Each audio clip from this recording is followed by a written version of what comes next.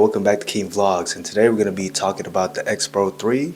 And this camera was supposed to be my next camera for 2025, but something did happen. And if you guys tune in, I'll let you guys know what happened to the camera and whatnot. So let's get into it. So the first thing that I love about this camera, no matter how shallow it may sound, was the aesthetic of the camera. I like the Dura Black finish and also the Dura Silver. I did go with the Dura Black and because of how it aged. So the Dura Silver aged and it looked a little bit more gold-like as well, but the Dura Black, there's just something about how it looked that looked nice to me. But the only thing was the fingerprints, but I didn't mind that either. I like having characters into my camera, like feel like it has been used but not abused. Used, all right, not abused. And I did pick up the Xpro 3 in 2024. I wanted this camera back in 2020, but it was just out of my price range, and I picked the X-T3 instead of the Xpro 3. They render the same image anyways, but now in 2024, I got the chance to get the Xpro 3 as a travel camera to pair with my X-T5. And let's go with the pros on this review first. So the pro is that the images look amazing. Of course, I had the X-T3, it renders the same exact thing, so it's plenty enough for whatever you need to get done. It also depends on the lens that you use, but you can use this for a plethora of photography, from minimalism to portraits to sports to architecture, whatever you might be using it for. But for me, in my use case, it covered everything that I needed it for. And also in 2024, I said I was going to get this for travel and everyday carry, which was easy to do paired with a 35 f2 lens as well. It's light, heavy, kind of like heavy enough as the build that is good, but it was light enough to travel with. Another pro was weatherproof.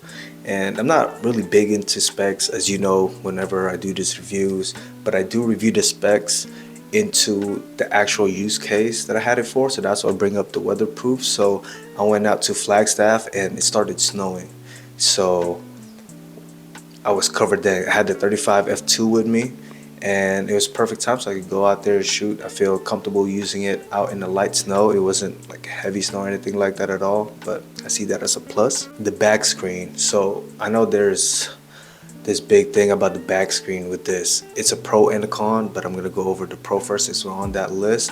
I do like how Fuji kind of went with this super retro design where there's two back screens. The back screen is just gonna be showing what Fuji recipe that you are using, and then when you flip it open downwards, and then you'll see the actual LCD screen. I do like that. It did prevent me from chipping. It kind of showed me how much I rely and look into that. I know on some of my shorts and video when I am using my with the Meta Ray-Ban glasses to show you guys how I shoot, I click and I'm holding with the LCD, but for the most part I shoot with the EVF or the OVF in my eye. That's how I shoot. And going into that, I do like the OVF and EVF on this, so I could cycle between each other. But I did find myself using the OVF a lot more because it was refreshing. I was using the X-T5 all the time, and it was just something different. And I get to see, you know, the setting more with this, with the OVF instead of the EVF. And I get to see the scene a lot more. So if you're doing street photography and you're waiting for somebody to pass by, so before it even get into your box, you'll be able to see them, kind of time it a little bit better. And let's go over the cons. So there are a lot of cons with this camera, sadly. And the first one is battery life. The battery life is atrocious. It was like the X-T3. You'll do maybe like 200 shots and you need a new battery. With the X-T3, I did get a battery grip. On this one, you can't have battery grip, so I had 3 batteries. And that time when I went to Williams and Flagstaff, I did use up all 3 of the batteries. The OVF. So the OVF was a pro and it's also a con. And the con to the OVF was when it's too light or too sunny outside and too bright, you're not going to be able to really see any of the information on there. Even the box that's given to you is kind of hard to see whenever you are in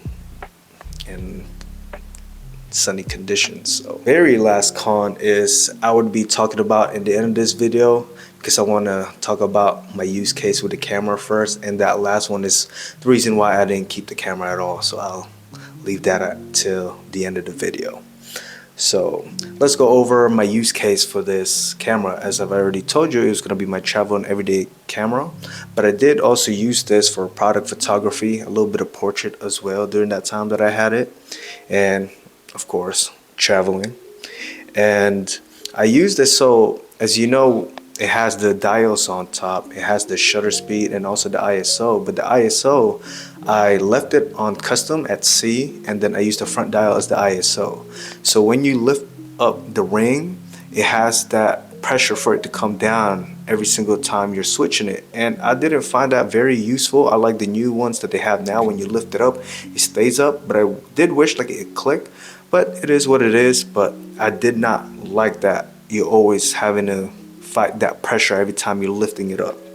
So that's why I just put it as in custom and then use the front dial. I tried using the video on this whenever I was out on a hike, but of course it didn't have IBIS, so the footage was super shaky. I wouldn't really use this at all for like that type of environment. Anyways, I'll use a tripod. It does shoot in 4K, so it's very capable. You could use this for like a talking head video for YouTube, or you could capture a lot of things outside as well, but you just need a tripod with it. Even with the OIS lens that I have, it helped a little bit, but not much at all.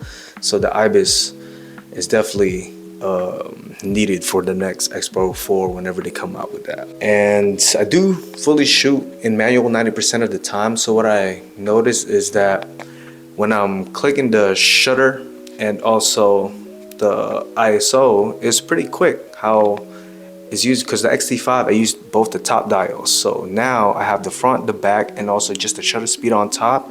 It made it a lot easier for me. So the use case of the Xpro 3 helped out with that as well. So now we're finally coming to the last con of this camera and why I didn't keep it.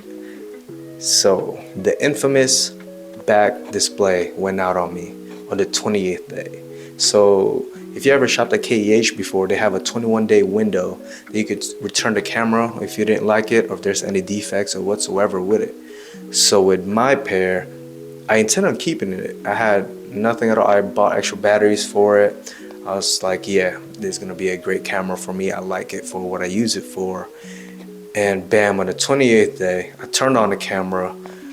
The back screen where the film stock was, just like had this glitch on there, and I'm like, what? And then I flipped it open, nothing. And I'm like, no. So of course I do what every other photographer does, look on Reddit for a solution. And crazy thing is, I'm never really much into like Reddit or read about like the cons of the camera. I like having it first before I even, well, I do proper research of just regular like specs and all that stuff, just so I know what I'm getting at, but I don't like dig deep into it. And maybe I should have with this camera, because it is very infamous that this happens. And when I posted up on my Instagram, I had a couple of people that also own the Xpro 3. They said they had it fixed 2 to 3 times and it cost them over $400 each time. So I kept that in mind during that night when I did post it. So the next day when I called up KEH, I told them what happened. They were happily to, you know, take it back and see if I wanted to get a replacement for that. And I told them I wasn't going to, just because this was prevalent into the Xpro 3 and I don't want it to happen. And if, you know, on the 22nd day and I can't even return it, even though they do have their own warranty for the camera, or I could always buy warranty, but I'd rather not deal with it at all. And yeah, it sucked. This camera is what could have been my not my main camera, my travel camera for 2025, but it is what it is, I guess. I'm just glad like it happened the day before that window closed. I would like to talk about my expectation for the Xpro 4 if they do come out with it. So with the Xpro 4, I did hit up Fuji on Instagram, kind of teasing them like, hey, you guys are gonna come out with a Fuji Xpro 4, and then I won't be copying the X100VI. And this was around December time, and all they did was liked it, nothing. So I guess I don't think they're gonna come out with it anytime soon, since they just liked it. Maybe they are, who knows, but this is what I expect, or what I would want from the Xpro 4. I wish to see IBIS, of course, so video will be usable. 40 megapixel if they aren't gonna be going the full frame way, but I mean, if they do go full frame, I would want to see 40 megapixel as well, but it will be added if they still use the APS-C. 40 megapixel would help, so it'll be at the same tier as the XT5. But it's my dilemma with it is that now the X106, XT5, you just get repetitive, you get the same exact image quality, so why would somebody want this one unless it's purely for aesthetic wise, that they want that range body instead of, you know, the XT5. And I just feel like it's a little too repetitive, so I do want them to kind of jump into full frame, or even, you never know, medium format Xpro 4, and that would be great. I'd buy that if it's smaller than the 50R they already have right now. Definitely a must cop. And battery life, please switch to that XT5 battery, because the NP 126 batteries atrocious in 2025. You go photo walk, lasts you maybe 2 hours max, and that's me turning it off too. I only turn it on whenever I need to use it at all. Last but not least, hopefully they keep the colors. So the Dura Black and Dura Silver, I hope they come back with that again. A lot of people didn't really like it. It's kind of like how the back screen was. It's like 50-50. But for me, I would want to see that colorways, just so we could switch it up, you know, from silver and black, and have the Dura Black and Dura Silver. It adds character to it, and I do like it. And thank you guys for staying with me on this video, reviewing the Xpro 3.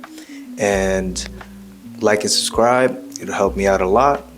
And also, I did come out with my preset pack, so if you do shoot Fuji, this pack will give you the Portrait 400 recipe that I made, and on top of that it has 3 presets that actually there are 4, so 1 is a bonus, so 3 main ones that you could add on top of that Portrait 400, and also the bonus one, which is like a neutral for it. It gives you like a red greenish tone. And you may ask, why did I make a preset if I'm already gonna have a recipe on it?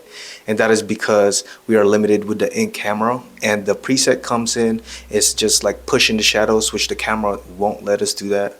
And I added that on there, of course, a little bit more tint with the white balance, and it's just added like a cherry on top basically to the film recipe itself. You could use it straight out of camera.